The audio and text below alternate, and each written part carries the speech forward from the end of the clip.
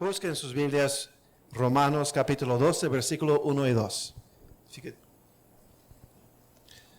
Romanos 12, 1 y 2.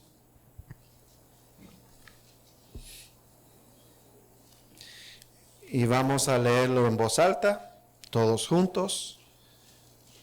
Romanos 12, del 1 al 2. Dice la palabra del Señor, todos en voz alta. Así que, hermanos, os ruego por las misericordias de Dios, que presentéis vuestros cuerpos en sacrificio vivo, santo, agradable a Dios, que es vuestro culto racional.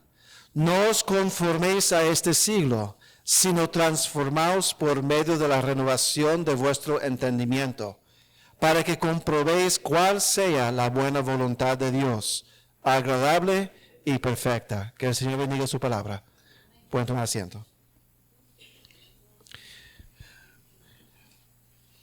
Pueden tomar asiento. Romanos 12, 1 y 2 nos presenta un resumen de las consecuencias prácticas de las verdades del Evangelio enseñadas en los primeros 11 capítulos de Romanos. Esto estudiamos hace quizás unos 2 meses atrás. Estudiamos Romanos 12, 1 y 2. Y lo que nosotros aprendimos es que en gratitud, como consecuencia de la gratitud que tenemos por el Evangelio, debemos en gratitud presentar nuestros cuerpos, nuestras vidas, como sacrificio vivo, santo, continuo, agradable a Dios. Y la verdad es que la manera de hacerlo es al tener nuestras mentes renovadas, transformadas por el Espíritu Santo. Y entonces, que nosotros no estemos conformados al mundo. Y así entonces podemos discernir lo que es la buena voluntad de Dios, agradable y perfecta. La última vez que nosotros estudiamos Romanos capítulo 12, miramos la primera aplicación del versículo 1 y 2 a la vida práctica de nosotros. Y el primer contexto en el cual se aplica esos principios de presentar nuestros cuerpos, nuestras vidas como sacrificio vivo, santo y agradable a Dios. El primer contexto que el Señor a través del apóstol Pablo lo aplica es a la vida de la iglesia. Y eso lo vemos en versículo 3 al 8. O sea, como consecuencia de ser salvos de las verdades del Evangelio, hay una acción, hay una consecuencia, y es que nosotros debemos de presentar nuestros cuerpos como sacrificio vivo, santo y agradable a Dios. Y el primer lugar donde nosotros debemos de hacer eso es en la iglesia, es lo que quiere decir. Miramos la última vez el versículo 3 al 8, hace algunas semanas atrás. Y vamos a leerlo, yo lo leo, ustedes siguen con la vista, para ir refrescando la mente. Digo pues, por la gracia que me es dada a cada cual que está entre vosotros, que no tengas más alto concepto de sí que el que debe tener, sino que piense de sí con cordura, conforme a la medida de fe. O sea, conforme a los dones, a las capacidades, al llamamiento que Dios repartió a cada uno. Porque de la manera que en un cuerpo tenemos muchos miembros, pero no todos los miembros tienen la misma función, así nosotros, siendo muchos, somos un cuerpo en Cristo, y todos miembros los unos de los otros. De manera que, teniendo diferentes dones, según la gracia que nos es dada, si el de profecía, úsese conforme a la medida de la fe, o si de servicio, en servir, o el que enseña en la enseñanza, el que exhorta en la exhortación, el que reparta con liberalidad, el que preside con solicitud, el que hace misericordia con alegría. Eso es la primera aplicación de las verdades del Evangelio, de las verdades de Romanos 12, 1 a 2, a la vida de nosotros, y es en la iglesia. Y la última vez que estudiamos Romanos 12, examinando lo que es la iglesia y cómo nosotros deberíamos comportarnos en lo que es la iglesia, aprendimos, hermano Nathanael, ¿dónde está Nathanael? Aprendimos no 3, sino 4 observaciones la última vez. La última vez aprendimos que tenemos que tener un concepto correcto de nosotros mismos. O sea, como dice en el versículo 3, que deberíamos nosotros no tener más alto concepto de nosotros que deberíamos tener, sino que deberíamos pensar de nosotros con cordura. O sea, deberíamos ser humildes, entendiendo quiénes somos nosotros en realidad. Somos amados, perdonados, redimidos, liberados, adoptados, hijos de Dios, coherederos con Cristo, siervos, esclavos de justicia, discípulos, estudiantes y hermanos y hermanas con otros creyentes. Entonces, primero aprendimos que debemos tener un concepto correcto de nosotros mismos. Segundo, aprendimos que debemos tener un concepto o entendimiento correcto de lo que es la iglesia. La iglesia es un cuerpo con muchos miembros y cada miembro tiene su función. Tercero, nosotros aprendimos que debemos tener un concepto correcto de nuestra participación en la iglesia. Somos miembros los unos de los otros. O sea, mis hermanos, cada uno de nosotros necesitamos el otro. Todos son necesarios. De alguna forma, nadie es indispensable y nadie es dispensable. No sé si entiende lo que quiero decir con eso. La iglesia no necesita de usted. La iglesia necesita de todos. Porque es un cuerpo con miembros diferentes, con diferentes funciones. Y cuarto, aprendimos que tenemos que tener un concepto correcto de nuestra obligación de participar en la iglesia. Todos nosotros somos llamados a ser parte del cuerpo y somos llamados a usar los dones que Dios ha repartido a cada uno de nosotros. La iglesia no es voluntario. La iglesia local para el creyente no es voluntario, al final. Es obligatorio, no obligado por nosotros los seres humanos, sino obligado por Cristo. Amén. Entonces, esto es todo el repaso, hermanos. Entonces, lo que hemos aprendido en Romanos 12 es que toda la teología de los primeros 11 capítulos, y fue mucha teología, 5 o 6 años de teología que dimos en Romanos, tiene una consecuencia práctica. No se queda aquí, llega aquí y llega aquí. Y la consecuencia, la primera consecuencia, es en el contexto de la vida de la iglesia. Ya hemos enseñado sobre eso. Hoy día vamos a pasar del 9 al 13, porque del 9 al 13 nosotros aprendemos cómo debería ser nuestro comportamiento individual en la vida de la iglesia.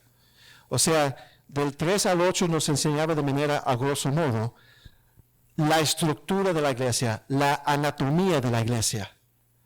Ahora vamos a aprender cómo debería el miembro individual en la iglesia comportarse.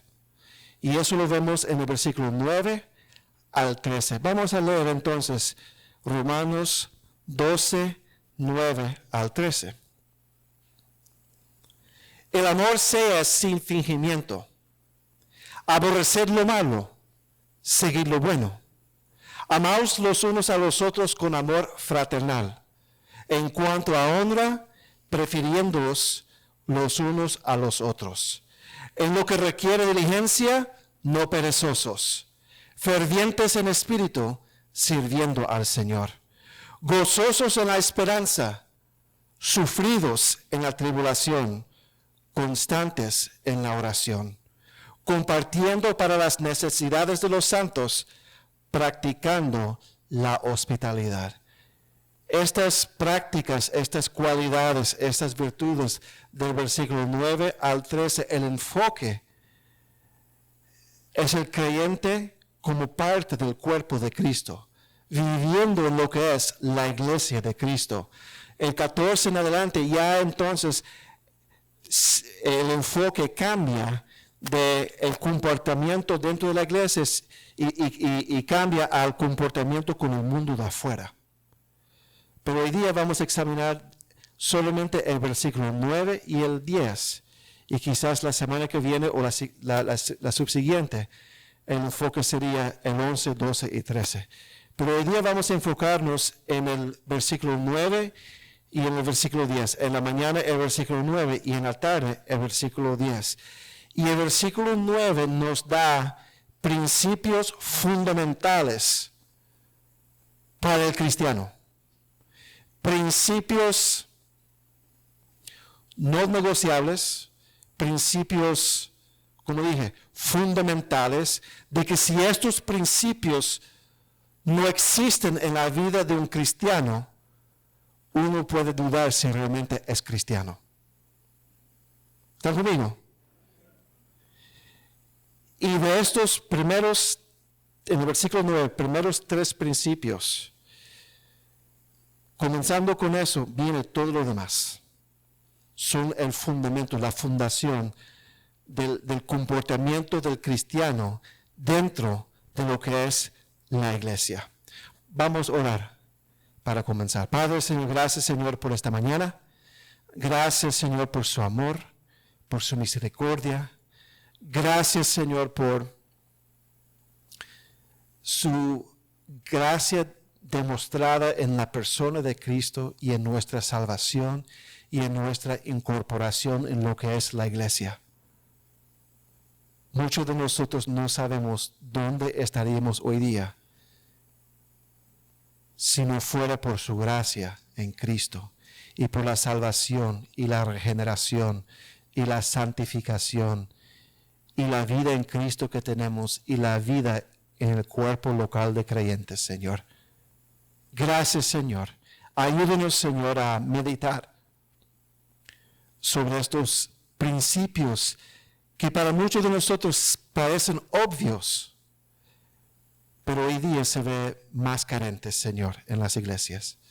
Gracias, Señor, en el nombre de Jesús. Amén. Como dije, estos 3 principios se ven algo como muy obvio, ¿cierto?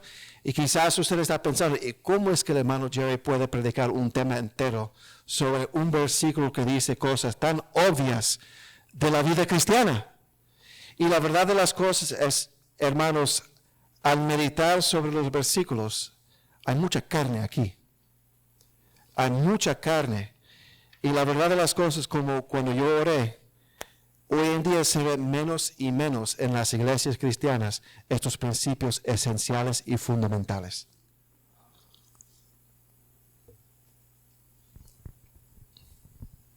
Leamos el versículo 9. El amor sea sin fingimiento, aborrecer lo malo, seguir lo bueno. Y uno piensa, eso debería ser obvio para el cristiano. Vamos a comenzar con la primera frase. El amor sea sin fingimiento.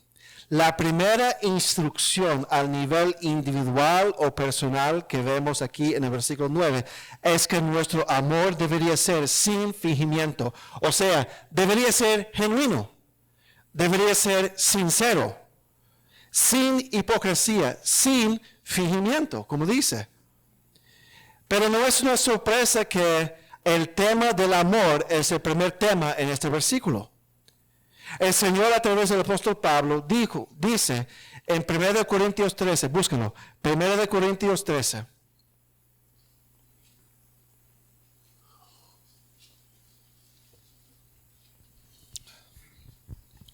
Versículo 1 al 3. Y fíjese aquí, en el versículo 1 al 3,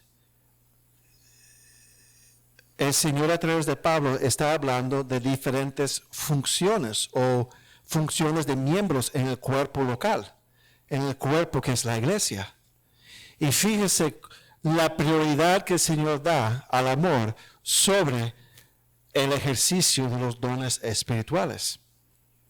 Dice, si yo hablase lenguas humanas y angélicas y no tengo amor, vengo a ser como metal que resuena o címbalo que retiñe. O sea, si entonces habla lenguas humanas, si el Señor usa a esa persona para interpretar, para predicar en otro idioma, y no tiene amor, entonces lo que sale de la boca simplemente es bulla. Bulla que no tiene sentido, bulla que no tiene edificación, bulla que no sirve para nada. Versículo 2. Y si tuviese profecía y entendiese todos los misterios y toda ciencia, y si tuviese toda la fe, de tal manera que trasladase los montes, y no tengo amor, nada soy. Entonces hoy en día el cristianismo piensa acerca de los grandes predicadores y los grandes teólogos que proclaman grandes verdades y que enseñan profundidades y toda esta cosa. Y los levanta. Pero si no tienen amor, no son nada. Amén. Versículo 3. Y si repartiese todos mis bienes para dar de comer a los pobres, y si entregase mi cuerpo para ser quemado, en sacrificio, supongo, y no tengo amor, de nada me sirve. Versículo 13. Y ahora permanecen la fe, la esperanza y el amor, estos tres, pero el mayor de ellos es el amor. Hay una prioridad en la actitud, en la persona, en la mente, en el corazón. Hay una prioridad que el Señor coloca sobre el amor. Y no es sorprendente porque, hermanos, hay un cierto paralelismo entre 1 Corintios 13 y Romanos 12. Porque el 3 al 8 habla de la iglesia y los miembros y los dones espirituales y los diferentes ministerios. Si usted recuerda, versículo 8 habla vuelven a Romanos 12 para que entiendan lo que yo quiero decir, porque hay un paralelismo entre 1 Corintios 13 y Romanos 12. El versículo 6 dice, de manera que teniendo diferentes dones, 1 Corintios 13 habla de dones. Según la gracia que nos es dada, si el de profecía, úsese conforme a la medida de fe, o de servicio en servir, o el que enseña en la enseñanza, el que exhorta en la exhortación, el que reparte con liberalidad, el que preside con solicitud, el que hace misericordia con alegría.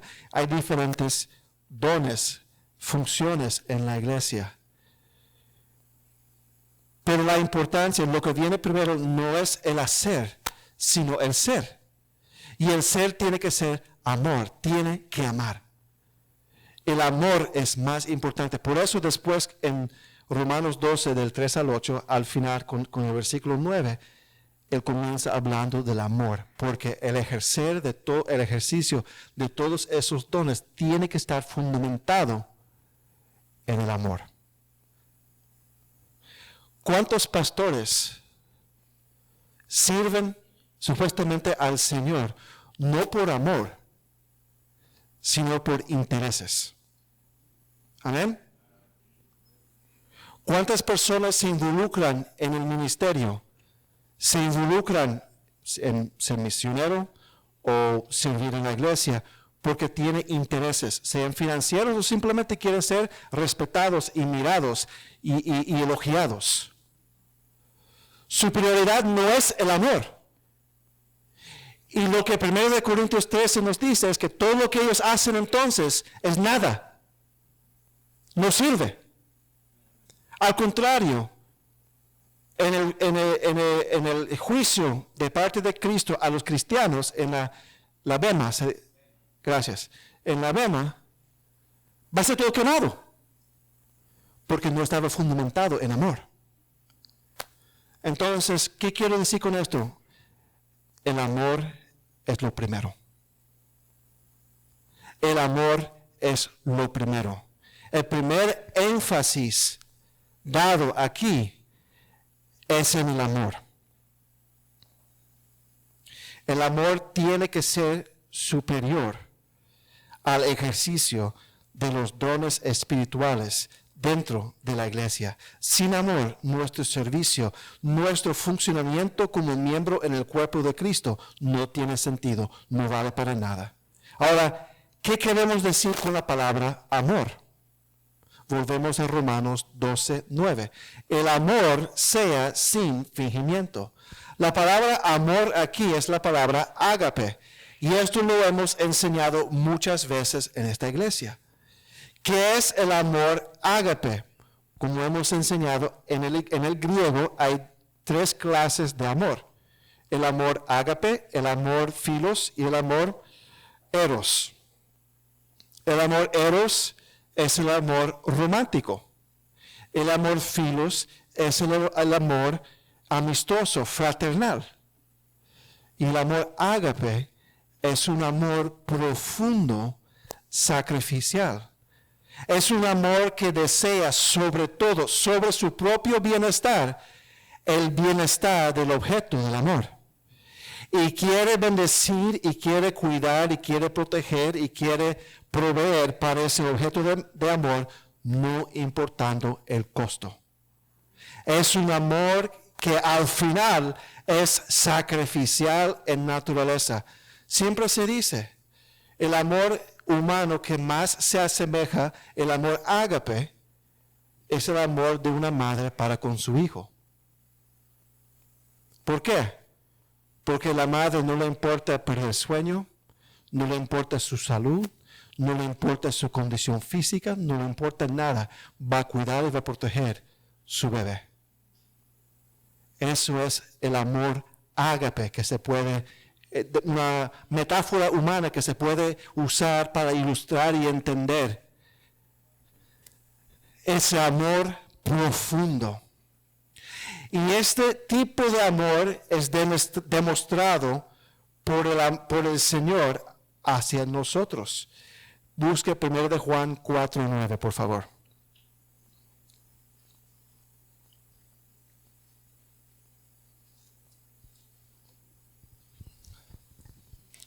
1 de Juan 4:9.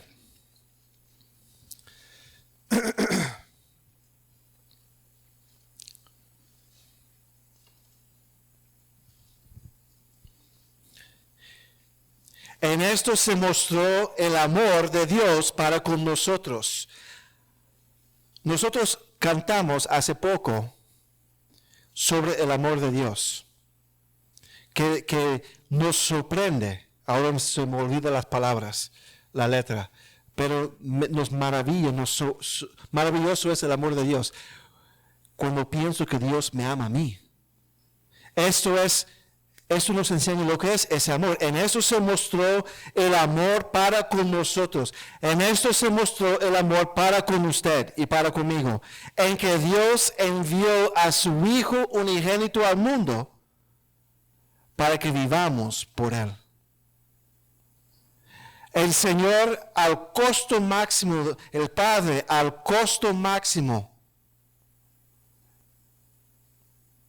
nos pagó el precio para mostrar amor a nosotros, enviando a su propio Hijo unigénito para que fuera entregado en manos de pecadores, torturado, crucificado, asesinado, sepultado, para que después Él lo resucitara y así nosotros podamos, por fe, vivir por Él.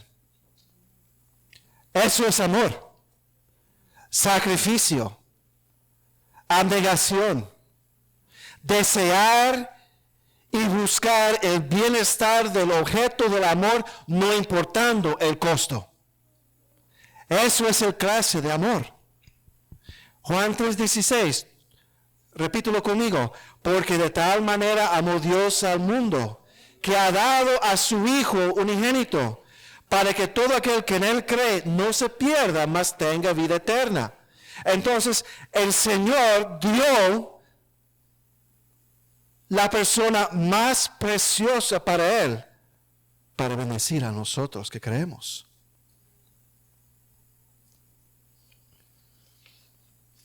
Romanos 5:8, búsquelo por favor.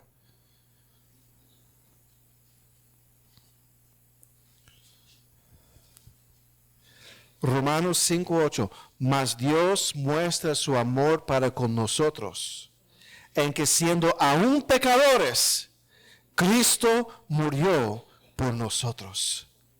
Mas Dios, Romanos 5:8, mas Dios muestra su amor para con nosotros, en que siendo aún pecadores, Cristo murió por nosotros, al precio de muerte. En todos estos casos, la palabra amor es la palabra ágape. En todos estos versículos.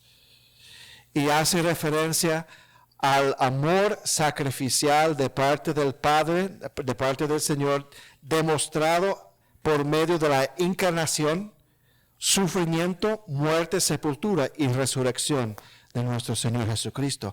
Esto es el ejemplo máximo de lo que es amor. Romanos 5:6-8. Ahora fíjese. Vamos a mirar la profundidad del amor de Dios aquí. Del amor ágape. Romanos 5:6-8. Porque Cristo, cuando aún éramos débiles, a su tiempo murió por los impíos. Entonces hay un principio aquí. Que Cristo, cuando nosotros éramos débiles, en su tiempo murió por nosotros, porque fuimos impíos. Amén.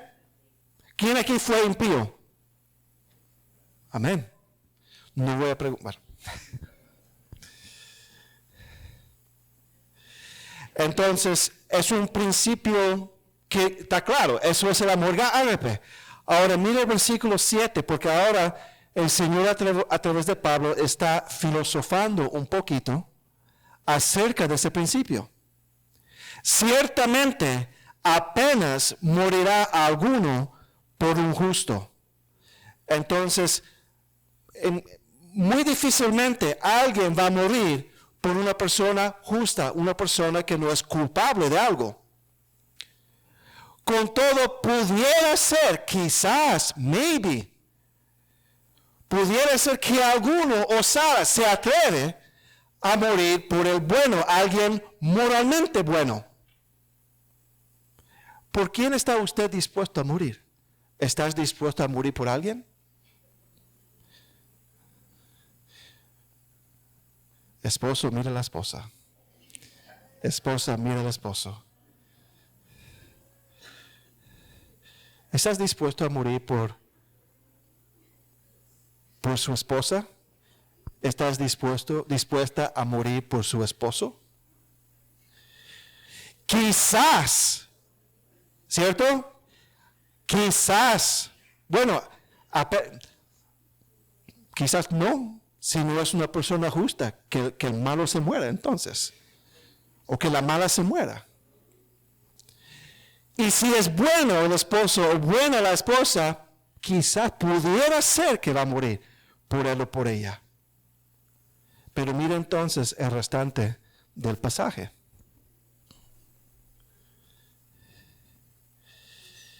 Ciertamente apenas morirá alguno por un justo. Con todo, pudiera ser que alguno osara morir por el bueno, mas Dios muestra su amor para con nosotros, en que siendo aún pecadores, Cristo murió por nosotros. Antes de Cristo ni éramos justos y tampoco éramos buenos.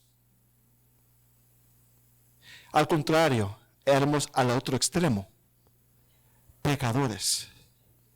Personas que no quieren a Dios, no quieren saber de nada de Dios, que rechazan a Dios, que maldicen a Dios, que burlan de Dios, que ignoran a Dios, que desobedecen a Dios.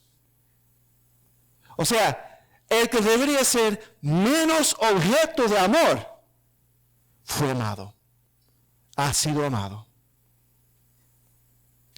Y eso se ve otra vez en el amor que una madre tiene para con sus hijos. Porque cuántas madres tienen hijos, pero hijos del diablo, ¿cierto? Que se comportan de manera horrible, las maltratan, desobedecen, maltratan. Y de todos modos, las madres los aman. Amén. Quizás hay alguno aquí que trataba mal a su mamá y su mamá mostraba amor de todos modos. Pero entonces el Señor muestra su amor para con nosotros, en que siendo aún pecadores, Cristo murió por nosotros. O sea, eso es profundo. Eso es profundo. Ese amor ágape es profundo. Es amar el que es inamable. ¿Se puede decir así? Que uno no quisiera amar, o que no debería ser amado, que no merece el amor. El amor ágape es aún así amar el que no es amable y amarlo con todo sacrificio. Eso muestra la amplitud y la profundidad del amor ágape. Amor expresado, no importando el costo, a todo sacrificio, a un objeto de amor que no merece nada de amor. Al contrario, merece solamente odio y reprobación. Eso es el amor ágape. Volviendo entonces a nosotros, Romanos 12:9. Volvemos.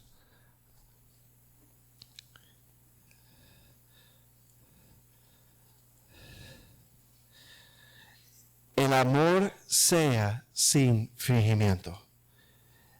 Nosotros somos llamados a tener ese mismo clase de amor.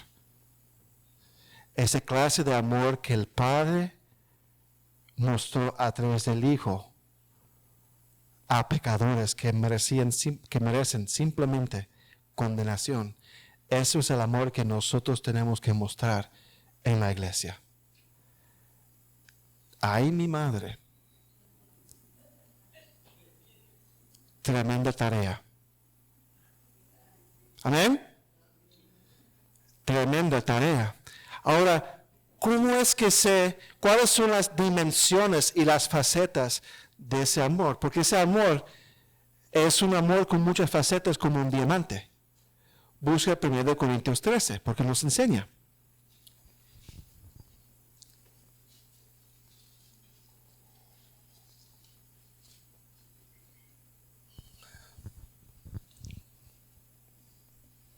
Primera Corintios 13, 4 al 7. Ya leímos del 1 al 3. El 1 al 3 nos dice entonces, si puedes hacer todas estas cosas tremendas en la vida de la iglesia, pero no tienes amor, es nada. Ahora nos muestra cómo es ese amor. De versículo 4 al 7. El amor, la palabra es ágape en el griego en 1 Corintios 13, 4. El amor es sufrido, es benigno. El amor no tiene envidia. El amor no es jactancioso. No se envanece. No hace nada indebido. No busca lo suyo. No se irrita. No guarda rencor. No se goza de la injusticia, mas se goza de la verdad. Todo lo sufre, todo lo cree, todo lo espera, todo lo soporta. Piensa entonces, mis hermanos, acerca de la aplicación de ese amor a la vida de lo que es la iglesia. Y esto se aplica también a su familia, a cualquier cuerpo, ¿cierto? Piensa sobre la aplicación. El amor está dispuesto a sufrir, es sufrido. Está dispuesto a sufrir maltrato. De vez en cuando hay maltrato en la iglesia. Sucede. Porque somos pecadores. Pero el amor lo sufre. Lo aguanta. Lo soporta. El amor está dispuesto a sufrir malos entendidos. Hay malos entendidos en la iglesia. Va a suceder. ¿Por qué? Somos pecadores. Miramos las cosas de manera diferente. No nos expresamos bien. Hay diferencias culturales, diferencias educacionales, diferencias simplemente de forma de crianza. El amor lo sufre. El amor sufre a los ataques. Pastor, ¿cuántas veces usted ha sido atacado? Dentro y fuera de la iglesia. Atacado. Que la gente habla mal. Dentro de la iglesia y también fuera de la iglesia hablando mal. Yo recuerdo cuando nosotros llegamos aquí, hubo alguien que se había ido de la iglesia y puso barbaridades en Facebook acerca de la iglesia, diciendo que el pastor estaba engañando a las viejitas de la iglesia. Algo así decía. ¿Recuerda? Y supuestamente cogiendo dinero y cosas así. Es una persona con mente tergiversada. Una persona que estuvo cerca de él en un tiempo. Y cuando yo supe, y Ernesto lo recuerda, y cuando yo supe, yo quería contestar. Y él me dijo que no. ¿Recuerda? Me dijo que no, déjelo. Deje que las lenguas hablan. El tiempo es el mejor amigo de la verdad. Es la expresión que usa. Y ahí lo dejamos tranquilo. Pero el amor sufre maltrato, sufre ataques.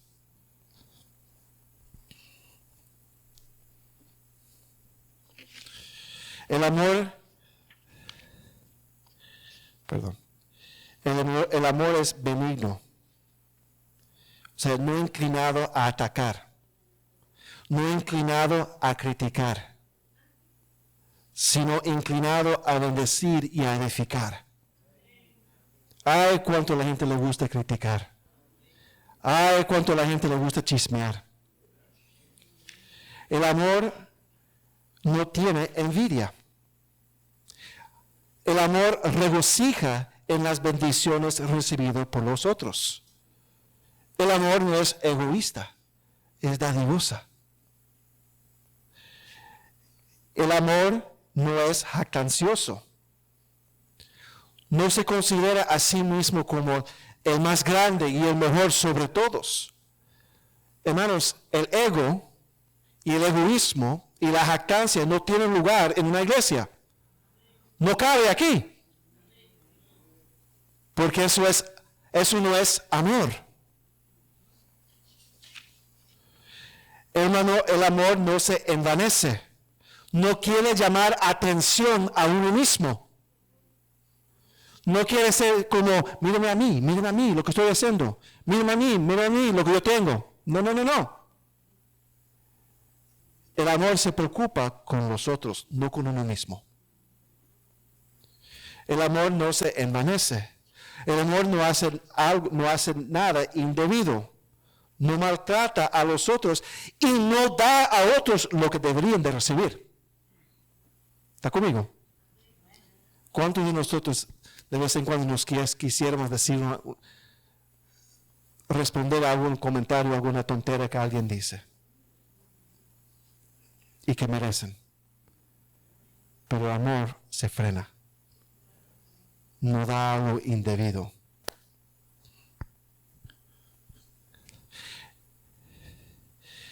El amor no busca lo suyo. No busca su propia ventaja, su propio lucro, sus propios intereses. Autointereses no tienen lugar aquí en esta iglesia. No debemos de ser motivados a servir o a participar o relacionarnos los unos con los otros porque tenemos una agenda, tenemos algo que queremos conseguir. No busca lo suyo, busca del otro. Amén. Busca los intereses no propios, sino del otro, el bienestar del otro. Eso es el amor ágape. El amor no se irrita, no pierde la paciencia, no se enoja. Amén, hermana Asia. Ella sabe 2 razones por las cuales se le dije eso. El amor no se irrita. Ay, mi madre, a todos nosotros ya hemos caído. ¿A cuántos de nosotros nos irrita con facilidad? Amén. Pero el amor no se irrita. Se aguanta, soporta. No se irrita. No maltrata. No hace lo indebido. No pierde la paciencia. El amor no guarda rencor. El amor no levanta asuntos viejos que han sido resueltos. El amor no tiene rencor, no se aferre a errores o pecados del pasado que han sido supuestamente perdonados. El amor no se deleita en la injusticia, en el pecado, en las cosas malas. El amor, al contrario, regocija en la verdad, en lo que es bueno.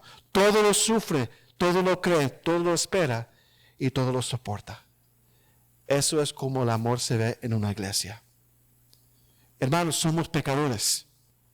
Metemos la pata, decimos cosas, olvidamos de decir cosas, olvidamos de hacer cosas. Hay malos entendidos, de vez en cuando malos tratos. Pero si el Señor mostró su amor para con nosotros, en que aún siendo pecadores, Cristo murió por nosotros, ¿cómo es que no podemos amar a todos nuestros hermanos? No tiene sentido. ¿Somos mejores que Dios? Porque si no estamos dispuestos a amar de la misma forma, a pesar de lo que el otro hace o no hace, o piense, o siente, o dice, si nosotros no estamos dispuestos a amar, nos hacemos mayores que Dios, porque Dios, aunque nosotros éramos pecadores, siendo pecadores, Cristo murió por nosotros. Eso es amor. Amor en la iglesia. ¿Cuándo dice amén? Volvemos a Romanos 12:9.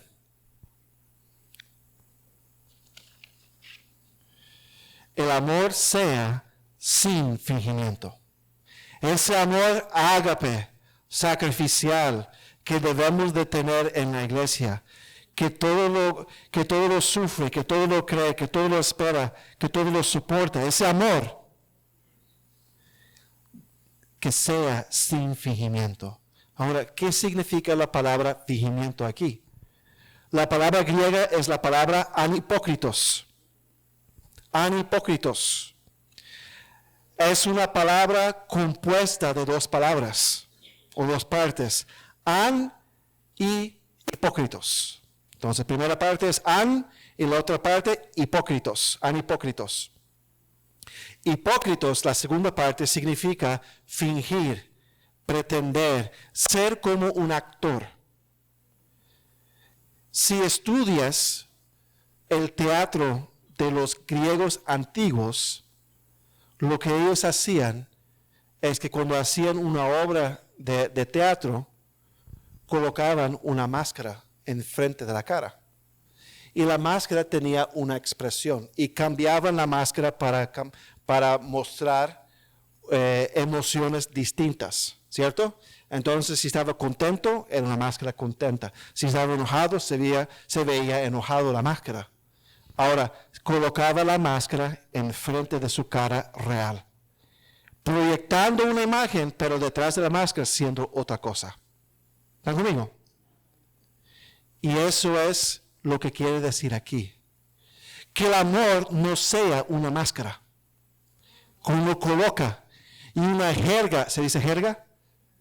Una jerga que se adopta cuando entra en la iglesia, y que dice palabras que realmente no tienen los sentimientos detrás de esas palabras. Es fingido, es teatro. La iglesia no es un teatro. Nuestra participación en la iglesia no es una obra de teatro que hacemos el día domingo y quizás el día miércoles.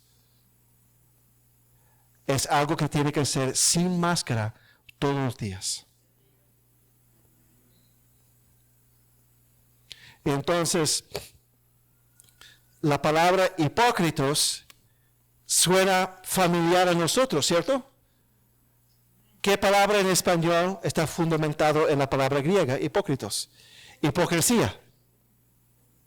Hipocresía. ¿Qué es un hipócrita? Alguien que dice ser algo, pero realmente no es ese algo. O alguien que dice que va a hacer algo, pero realmente no lo va a hacer. Eso es hipocresía. Y viene de esa palabra griega. La palabra an significa sin. Sin. Por ejemplo, anarquía. Arquía significa ley. Anarquía es sin ley. Anhipócritos, sin hipocresía. Sin fingimiento. Nuestro amor como cristiano y de manera especial en la iglesia debería ser genuino. Sin hipocresía, sin fingimiento. No debería ser una máscara que simplemente guardamos en la casa y lo colocamos el día domingo y el día miércoles. Nuestro amor entonces debería ser sincero, real, verdadero, genuino y no fingido.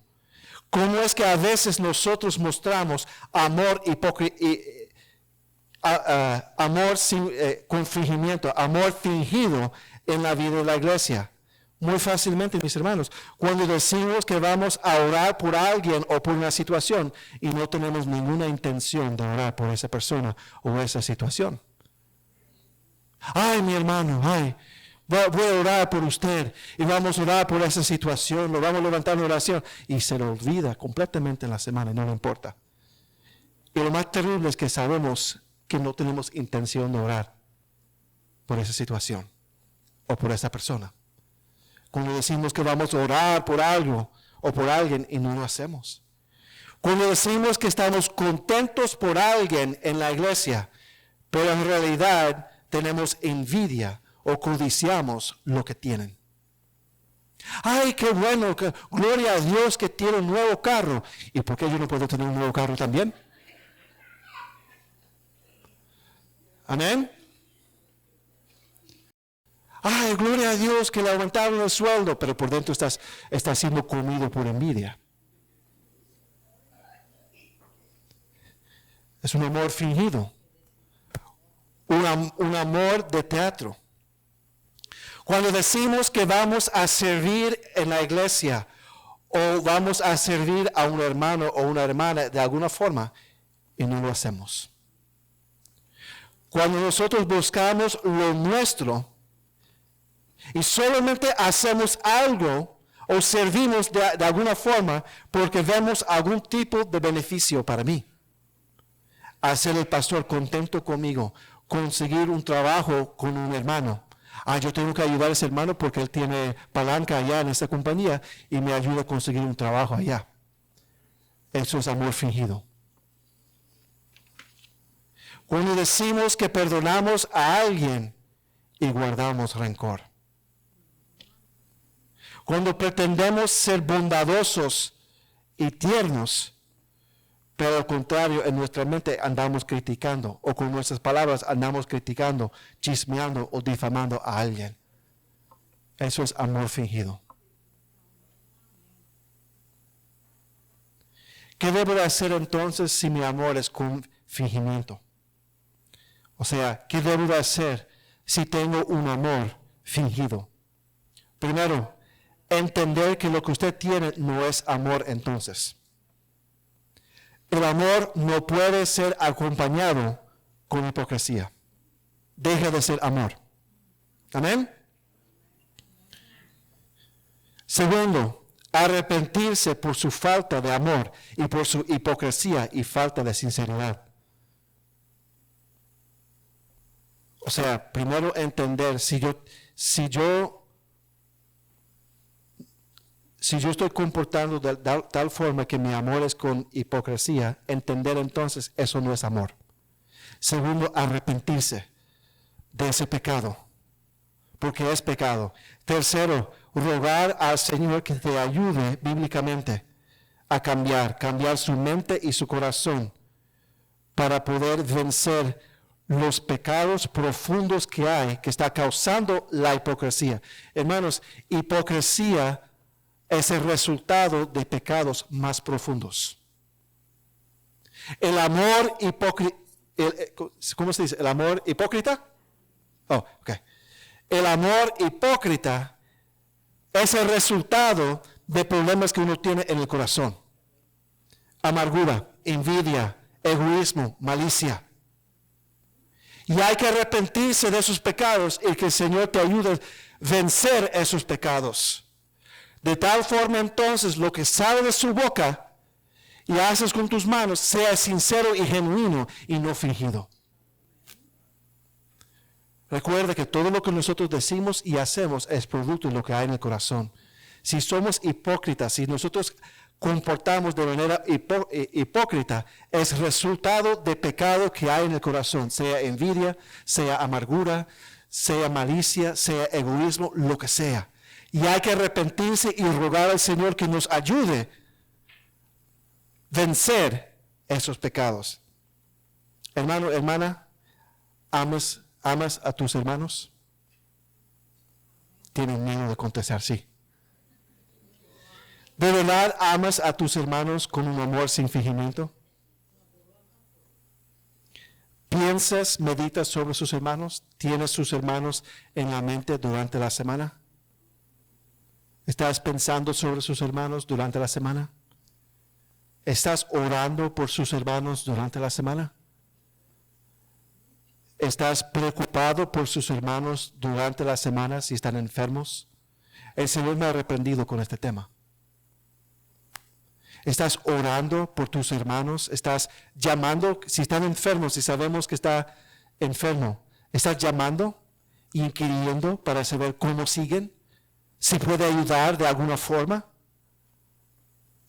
Cuando ellos regocijas, cuando sus hermanos reciben alguna bendición, cuando tienen algún éxito o algo bueno sucede en su vida, ¿estás contento o tienes envidia? Cuando tu hermano está pasando por una prueba, oras por tu hermano, llamas a tu hermano, muestras interés, preocupación por su hermano, sirves a tu hermano, tienes dones, habilidades, capacidades que pueden ser una bendición para ellos. ¿Estás dispuesto a servirles? ¿Estás dispuesto a servir a sus hermanos en lo que es la vida de la iglesia? ¿Buscas reconciliación con su hermano cuando hay problema? Buscar reconciliación es una muestra de amor. O simplemente dejas que los sentimientos negativos se aumentan y crecen como un cáncer en su vida y en medio de la congregación. ¿Perdonas tu hermano cuando él ha buscado o ella ha buscado tu perdón? ¿Buscas el perdón cuando has pecado contra tu hermano? Eso es como se vive el amor sin fingimiento en la iglesia. El amor sea sin fingimiento. Romanos 12, 9. El amor sea sin fingimiento. Aborrecer lo malo. Entonces, primero, nuestro amor tiene que ser real. Primero, nuestro amor tiene que ser real. Segundo, nuestro odio tiene que ser real. El cristiano es llamado a amar, pero hermanos, también el cristiano es llamado a odiar. ¿Estás conmigo? El cristiano es llamado a amar y el cristiano es llamado a odiar. El cristianismo hoy en día le encanta el primer punto, pero se asusta con el segundo punto. Sí, el cristiano es llamado a odiar. Dice, aborrecer lo malo.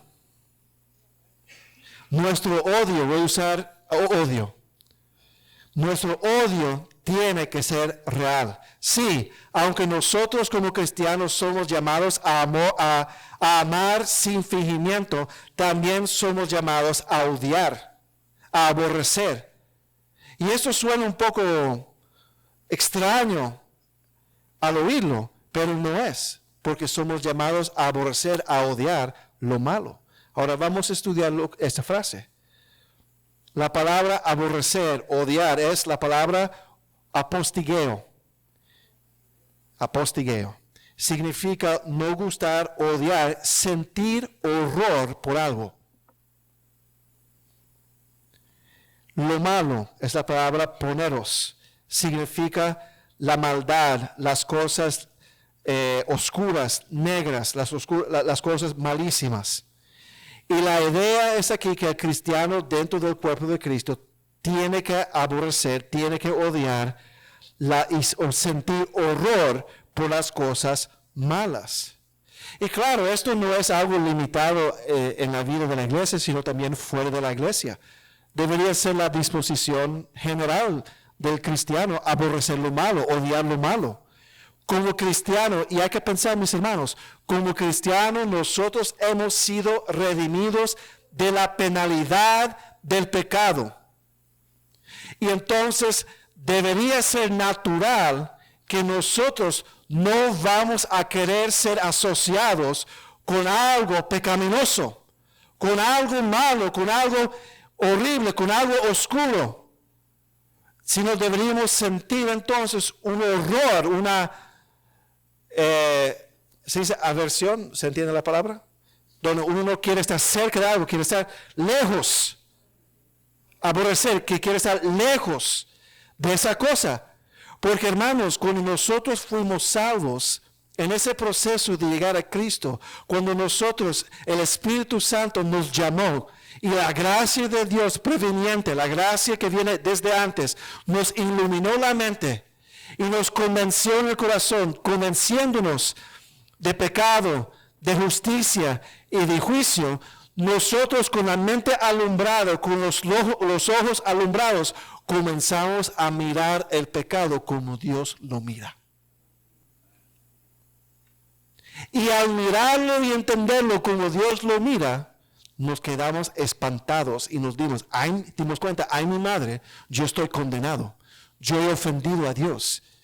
Y rogamos a Cristo por misericordia y clamamos el nombre de Cristo para salvación en fe y arrepentimiento. Si somos salvos, entendemos la gravedad del pecado, de lo malo. Y entonces debería ser una consecuencia natural, que entonces no queremos ser asociados, no queremos estar cerca de las cosas por las cuales Cristo fue condenado en favor de nosotros. Amén. Y entonces debería ser natural para el cristiano aborrecer lo malo. Busca 1 de Juan 1, 5 al 6, porque Juan, alguien que de verdad es nacido de nuevo, no debería ser capaz de tener ningún deseo o afecto para con el pecado. 1 de Juan 5 y 6. Juan habla en 1 de Juan mucho acerca de esto. En cuáles son las evidencias que se ven en alguien que haya nacido de nuevo. 1 de Juan 1, 5 y 6. Este es el mensaje que hemos oído de él. Y os anunciamos, Dios es luz y no hay ninguna tinieblas en él. Si decimos que tenemos comunión con él, si decimos que somos salvos, que estamos unidos con Cristo y andamos en tinieblas. ¿Qué significa andar en tinieblas? Vivir en tinieblas, morar en tinieblas, pasear por las tinieblas. Si decimos que tenemos comunión con Él y andamos en tinieblas, mentimos y no practicamos la verdad. El cristiano no debería tener afecto y deseo de andar en las tinieblas, de querer lo malo, de vivir con lo malo. Esto no queremos decir que el cristiano no peca. Juan mismo lo dice en 1 de Juan 1, 8 al 10. Si decimos que no tenemos pecado, nos engañamos a nosotros mismos. Y la verdad no está en nosotros. Si confesamos nuestros pecados, Él es fiel y justo para perdonar nuestros pecados y limpiarnos de toda maldad. Si decimos que no hemos pecado, le hacemos a Él mentiroso y su palabra no está en nosotros. Pero la diferencia, la clave es que el cristiano no debería andar en las tinieblas, no debería andar en el pecado, no debería morar con el pecado. ¿Están conmigo? Al contrario, el cristiano debería aborrecer las tinieblas, aborrecer lo malo. Eso debería ser la actitud del cristiano. De manera natural debería odiar lo malo. Odiar el pecado, odiar las cosas malas. Ahora, ¿cuáles son algunas de las cosas que el cristiano debería de odiar? Primero, esas cosas que burlan de Dios, burlan de Cristo, burlan del nombre de Dios.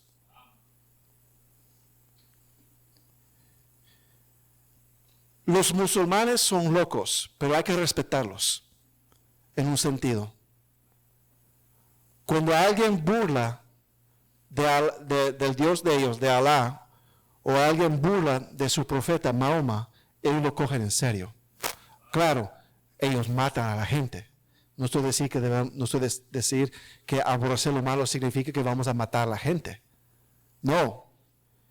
Pero esa convicción y esa seriedad con la cual ellos toman el nombre de su Dios y de su profeta, hay que respetar eso en un sentido. Lo cogen en serio. Cuando alguien habla mal del nombre de Cristo y lo escuchamos nosotros en el trabajo, cuando cogen el nombre de Cristo en vano, como una maldición, pastor, lo usan como una maldición, nosotros quedamos callados y no decimos nada. Cuando alguien toma el nombre del Señor en vano, nosotros quedamos callados. Y honestamente, muchos de nosotros aquí tomamos el nombre del Señor en vano. Lo he escuchado cantidad de veces aquí, es algo cultural, que hermanos hay que corregir. Ay, mío, usted coloca la palabra en el medio.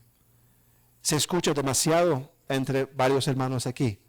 No es correcto. Hay que dejar de hacer eso. Hay gente que dice Diosito. No hay nada pequeño de Dios. No hay nada pequeño de Dios. Debemos de aborrecer. Cuando la gente enseña barbaridades y hablan en contra de Dios, en contra del Señor, decir algo. No quedar callado. Debemos de aborrecer cuando la gente burla de Dios, burla de Cristo, burla del nombre del Señor. Cuando la gente burla de la existencia de Dios, burla de la obra de Cristo en la cruz. Y eso sucede. Esas cosas que debemos de aborrecer, odiar, esas cosas que son una violación de que el hombre fue hecho a la imagen y semejanza de Dios. Hermanos, debemos de aborrecer la esclavitud. Debemos de aborrecer el aborto. Debemos de aborrecer la eutanasia. ¿Qué es eutanasia? No es la prima hermana de Asia.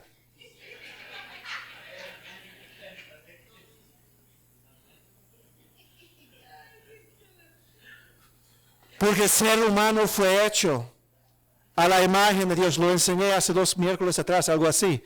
Que nosotros somos portadores de la imagen de Dios y hay implicaciones de eso. Que somos dignos de respeto y tenemos la obligación de respetar. Y el movimiento de aborto, el movimiento de eutanasia, que está creciendo mucho, el movimiento de esclavitud. Todavía hay esclavitud en este mundo. El transgenerismo es una mutilación del ser humano, donde en vez de aceptar la imagen y la semejanza que Dios le ha dado al ser humano, ellos asumen el papel de Dios y reinventan quiénes son. Debemos de aborrecer eso, mis hermanos. Debemos de odiarlo, no aceptarlo, hablar en voz alta en contra de esas cosas. Esas cosas que son abominables para Dios, que cuando Dios dice, yo abomino eso, debemos entonces, mis hermanos, de abominarlo también. La homosexualidad, hay que odiarlo, hay que aborrecerlo. El adulterio, hay que odiarlo. Hay que aborrecerlo. No es aceptable. Quizás en algunas de nuestras culturas es algo aceptable. No es aceptable. La fornicación, el sexo fuera del matrimonio, eso es abominación. No es aceptable. La gente no se junta. Dios los une en matrimonio. La gente no se junta. La brujería y todas sus manifestaciones, hay que aborrecerlo. No es legítimo. Las cosas que exaltan las tinieblas, por eso no practicamos Halloween, hay que aborrecerlo, hay que odiarlo. Las películas de horror, yo tengo problemas con cristianos que miran películas de horror. Perdónenme que le diga. No, para mí no cuadra. Mirar que alguien sea... Yo entiendo que el asesinato puede ser parte de una historia, pero no el enfoque de la historia. Porque tuve un debate con algunas personas sobre esto. La Biblia nos enseña acerca de... Hay asesinatos en la Biblia. Amén. David, Urías. Pero cuando el propósito de la historia, de la película, es disfrutar y deleitarse en la muerte de alguien, dar énfasis en cómo sale la sangre y los ojos salen y todo eso no tiene lugar para el cristiano, perdóname, no, para mí no cuadra. Películas que dan énfasis a la brujería y todo eso, no cuadra. Lo oculto no cuadra. Debemos de aborrecer esas cosas. ¿Cuánto dicen amén? Y el problema es que la iglesia hoy en día, y no digo necesariamente esta iglesia local, la iglesia cristiana en general, no dice nada. Se queda callado. No hay voz que clame en el desierto hoy en día. Se queda callado y pasivo. ¿Por qué? Porque quiere crecer y quiere atraer a la gente. Pero el distintivo de la iglesia primitiva era como odiaba lo malo. Y la gente entonces, porque lo malo era parte de la cultura romana, la gente pensaba, son unos antisociales, son unos odiosos. Por ejemplo, tenían sus festivales públicos donde tenían las imágenes y hacían idolatría y había culto de inmoralidad sexual en los templos y todo eso, y las fiestas de los dioses paganos y todo eso. Y los cristianos, ¿saben lo que hacían, hermano Betty? Se quedaban en casa.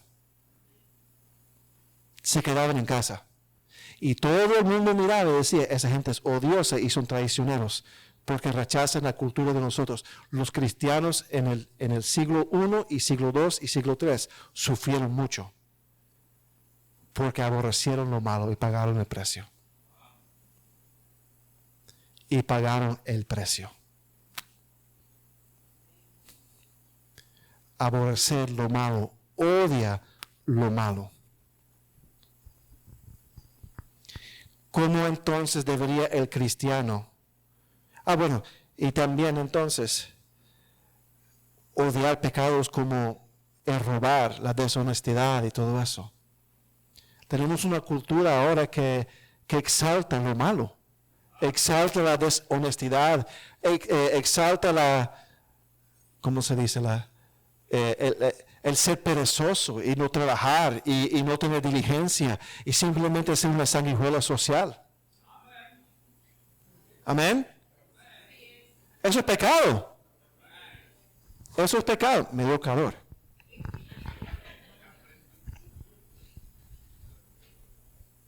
Eso es pecado, mis hermanos.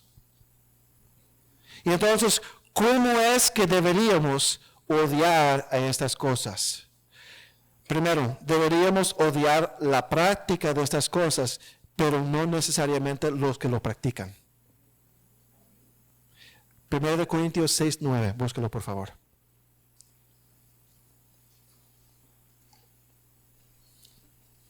1 Corintios 6:9. Y aquí hay una lista de pecados que debemos de aborrecer y debemos de odiar. ¿No sabéis que los injustos no heredarán el reino de Dios? No erréis, ni los fornicarios, entonces la fornicación. Los idólatras, debemos de aborrecer la idolatría. Los adúlteros, los afeminados, ni los que se echan con varones, homosexualidad, ni los ladrones, ni los avaros, ni los borrachos, ni los maldicientes, ni los estafadores heredarán el reino de Dios. Entonces, hermanos, debemos de odiar esos pecados. Amén. Debemos de odiar esas cosas, esas maldades. Pero no debemos de odiar los que practican tales cosas. ¿Por qué? Versículo 11. Y esto erais algunos, mas ya habéis sido lavados, ya habéis sido santificados, ya habéis sido justificados en el nombre del Señor Jesús y por el Espíritu de nuestro Dios.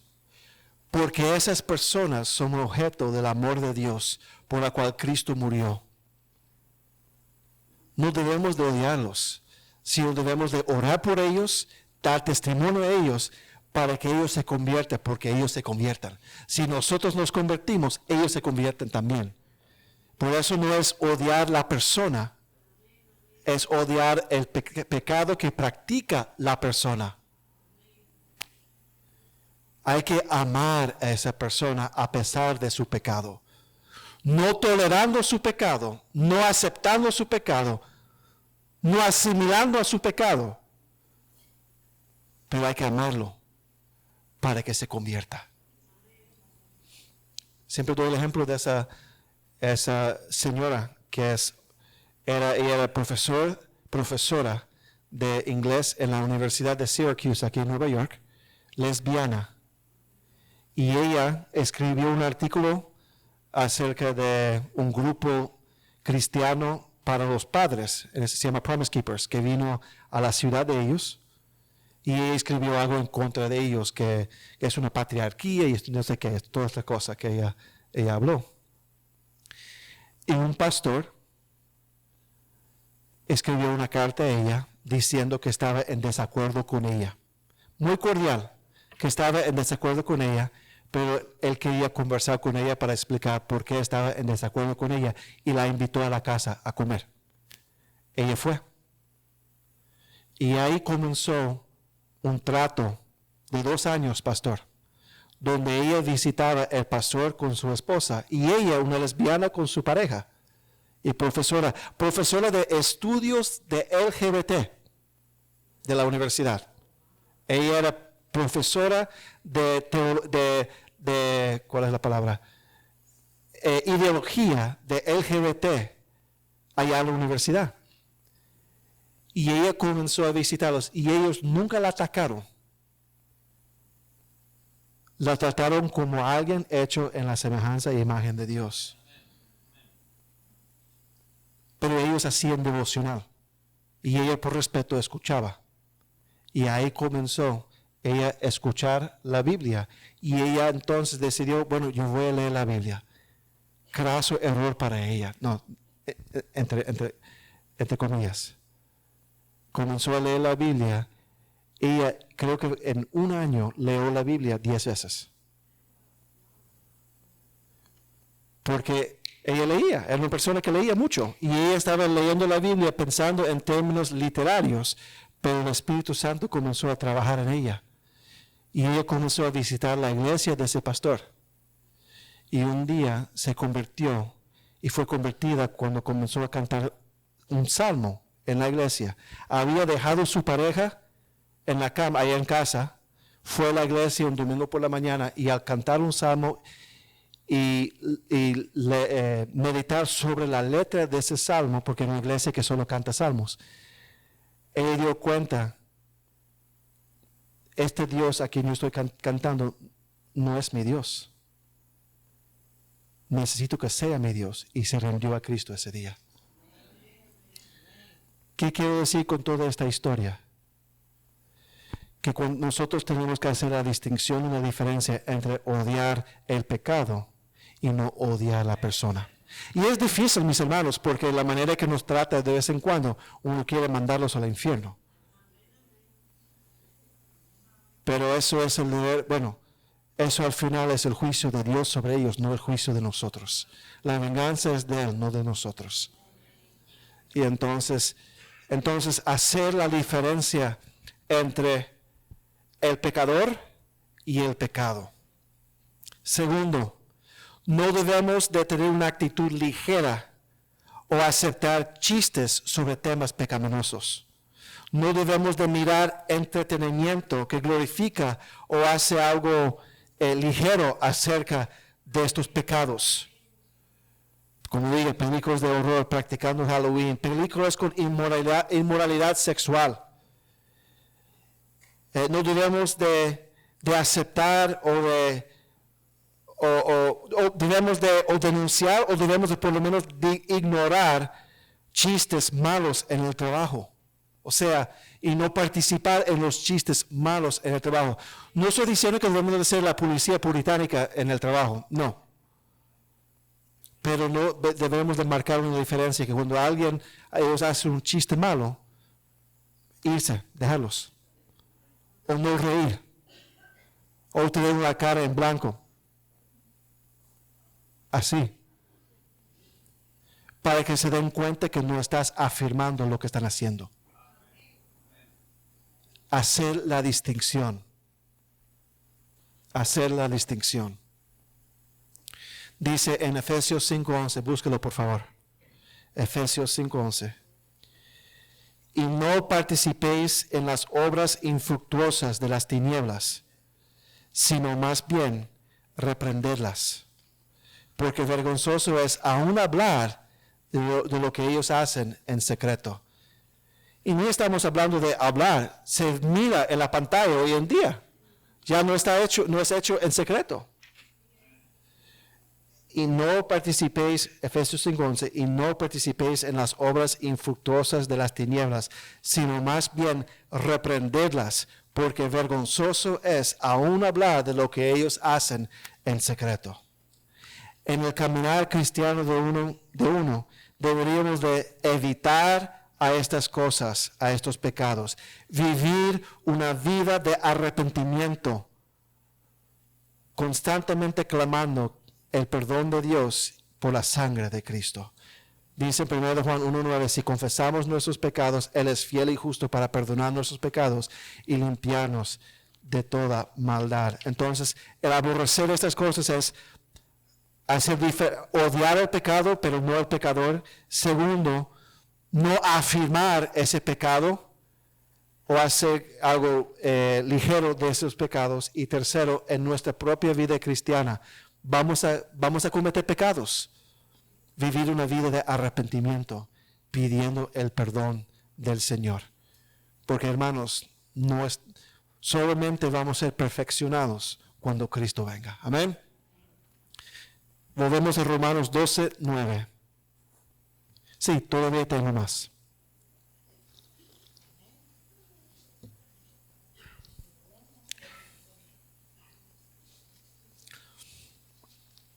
Romanos 12:9. El amor sea sin fingimiento, aborrecer lo malo, seguir lo bueno. La última exhortación aquí en el versículo 9 es que debemos de seguir lo bueno. Vamos a entender lo que significa seguir lo bueno. La palabra seguir es la palabra colao. Curioso. Significa pegado con cola. ¿Cola se dice? ¿Glue? Parece que es dominicano, colao. Pegado con pega, con glue, con cola, cementado, unido, pegado firmemente, unido a algo. La idea aquí es que nosotros deberíamos unirnos, pegarnos a lo que es bueno. Debemos estar pegados con pega espiritual a las cosas buenas. Deberíamos estar inseparables, ser inseparables de lo bueno. ¿Qué significa lo bueno? Ágito. Y es la palabra recto, honorable y aceptable a Dios. Esas son las cosas a las cuales deberíamos nosotros unirnos, pegarnos. Debemos de aborrecer, evitar, reprender lo malo y unirnos a lo bueno. Amén. No es un seguir en cuanto a simplemente ir en pos de algo, es pegarse a lo bueno, unirse a lo bueno, no dejar ningún espacio entre uno y lo bueno. Hermano, mantenerse unido con lo bueno. Amén. Entonces, ¿cuáles son estas cosas buenas? Bueno, podríamos pasar el día entero, y no lo vamos a hacer, pensando acerca de lo que es el bueno. Pero creo que fácilmente, simplemente es lo que Dios aprueba y dice que es bueno en su palabra. Y si eligiera un versículo para enseñarnos de manera general lo que es lo bueno, busque Filipenses 4:8 y vamos terminando con esto. Filipenses 4:8.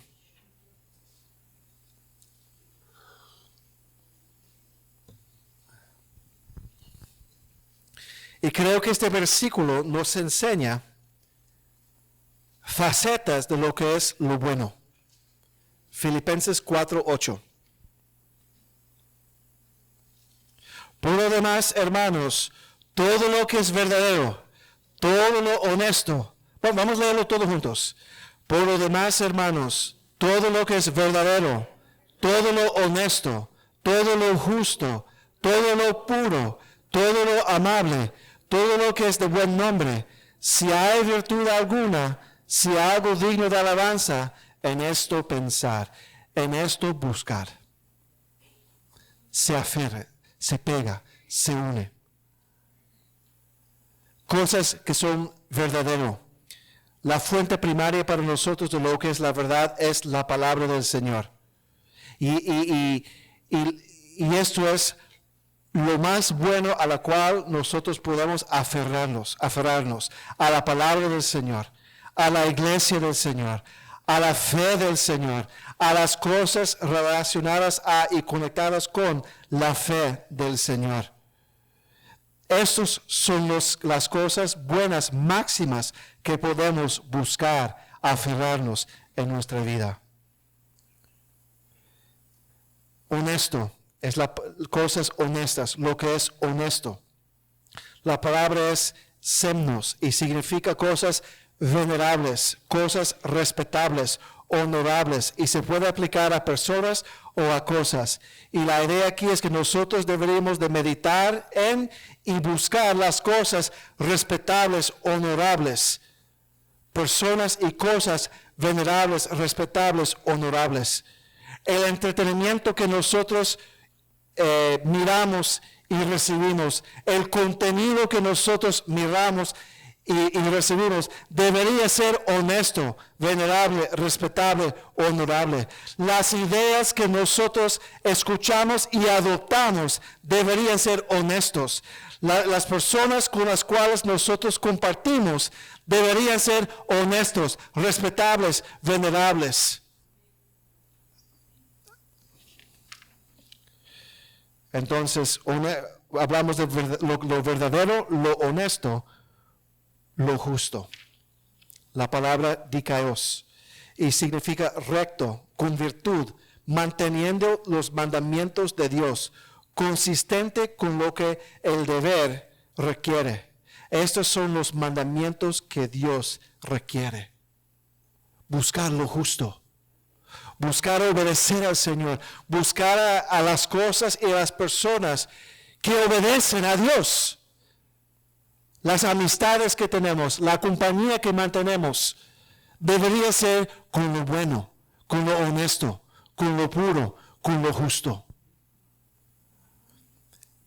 Todo lo puro, la palabra agnos, significa pura de cualquier carnalidad, casta, modesta, pura de cualquier fallo, inmaculado, limpio. Todo lo que nosotros escuchamos, miramos, conversamos, debería ser puro. Las conversaciones que tenemos, los canales de YouTube que miramos, las voces que escuchamos, la música que escuchamos. No hay lugar para música mundana para un cristiano. Amén.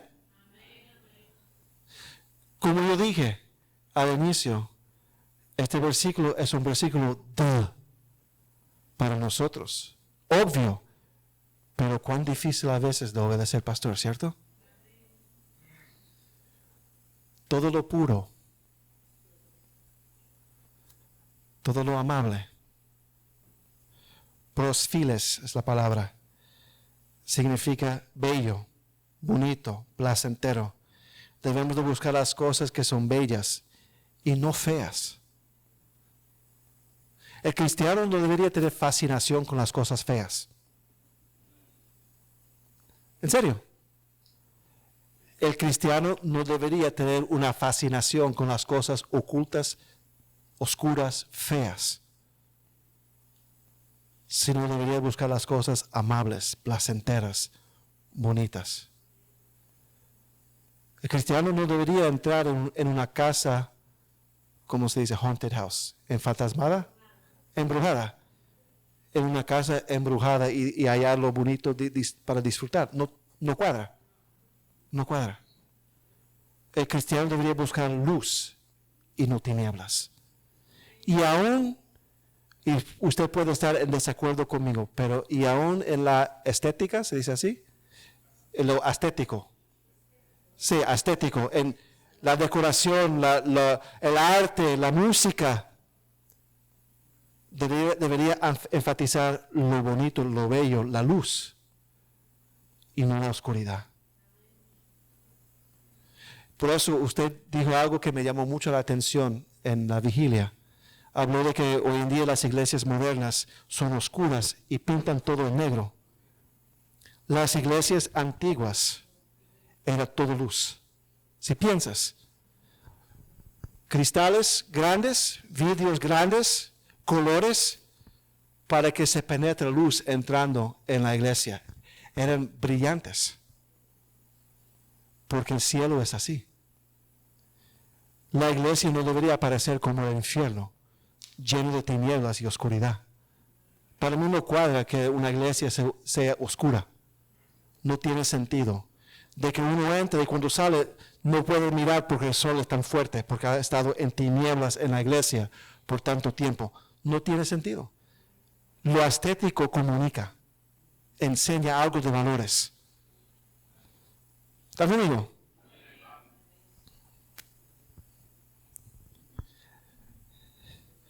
Como cristianos deberíamos estar dispuestos, inclinados a desear, a aferrarnos, a ser unidos a las cosas que son buenas, que son amables, puros, justas, honestas y verdaderas. Deberíamos estar inclinados a estas cosas. Deberíamos inclinarnos y aferrarnos a personas buenas. Que los que están alrededor de nosotros son gente buena. Ahora no significa que no nos vamos a tener trato con personas que no son cristianos. Claro, tenemos que ganarlos para Cristo. Pero no podemos tener comunión con tinieblas. Debemos de aferrarnos, debemos de buscar a buenas ideas, filosofías, pensamientos. Debemos de buscar buen contenido, arte, música, entretenimiento. Y debemos de buscar buenas obras. Amén. Entonces, el amor sea sin fingimiento. Aborrecer lo malo, seguir lo bueno. 3 mandamientos básicos, obvios, pastor, para el cristiano. Pero ¿cuánto nos cuesta? ¿Y cuánto se está costando al cristianismo hoy en día hacerlo? Ideas, principios fundamentales que determinan entonces nuestra conducta en la vida de la iglesia. El amor que tenemos tiene que ser real. El odio que tenemos tiene que ser real. Y entonces el bueno que hacemos y buscamos tiene que ser real. ¿En qué condición te encuentras hoy día? Si es necesario volver a los rudimentos de la fe, vuélvese a los rudimentos de la fe y arregla estos fundamentos, porque no se puede edificar una vida cristiana sin fundamento sólido. Y estos son fundamentos sólidos necesarios para una vida cristiana, para una iglesia cristiana saludable. Amén. Oremos. Padre, Señor, gracias, Señor, por este día, por este tiempo. Gracias por su bondad. Gracias por su misericordia.